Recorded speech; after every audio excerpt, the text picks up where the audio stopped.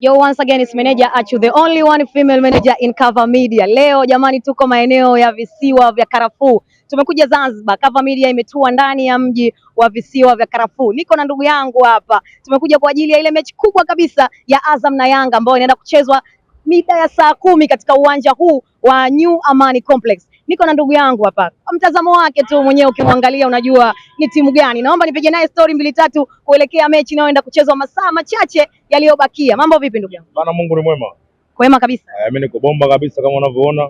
Afya tele, niko fresh, nina furaha nyingi sana kama unavyoona. Nataka kujua kwamba Yanga watawamudu au nyinyi mtamudiwa na Yanga baada ya mechi ya juzi imechezeka pale maeneo ya Mwanza CCM Kirumba na kuonesha ubabe wenu wa kutoka na magoli kadhaa ambayo yalitangulia, magoli 3-2. Vipi mechi ya leo unaionaje?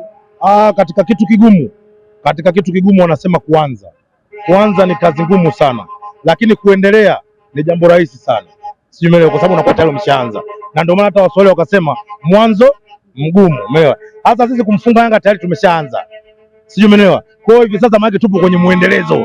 Leo tumekuja Zanzibar, tunahakikisha tunakuja kuendelea kumfunga Yanga, ila wao sasa wana kazi ya kuanza kuifunga Azam FC leo, kitu ambacho naamini kwao kitakuwa kigumu sana. Kwa sisi tutafanikisha na kila jambo litaenda vizuri. Yanga anafia hapa tena leo, anakufa mara 2 mfululizo, na wewe hautonitafuta, ila mimi balaa ndio nalifanya. Wewe mimi utaniona tu automatic, yani wewe kuniona mimi utaniona tu, kwa sababu mimi ndio nitakuwa kiumbe ambaye nitachelewa zaidi kuondoka kwenye uwanja wa Amani Complex, huku nikiendelea kutamba uwanja mzima. Kwa hiyo swala sio mimi wewe kunitafuta wala nini, yani wewe mimi utaniona.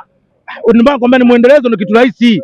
Simeelewa. Hivi mwanamke kabla ya kumpata na ukishampata muda gani rahisi kumuita geto? Baada ya kumpata. Anakuwa mpenzi wako tayari, hata kama una hela atakuja tu.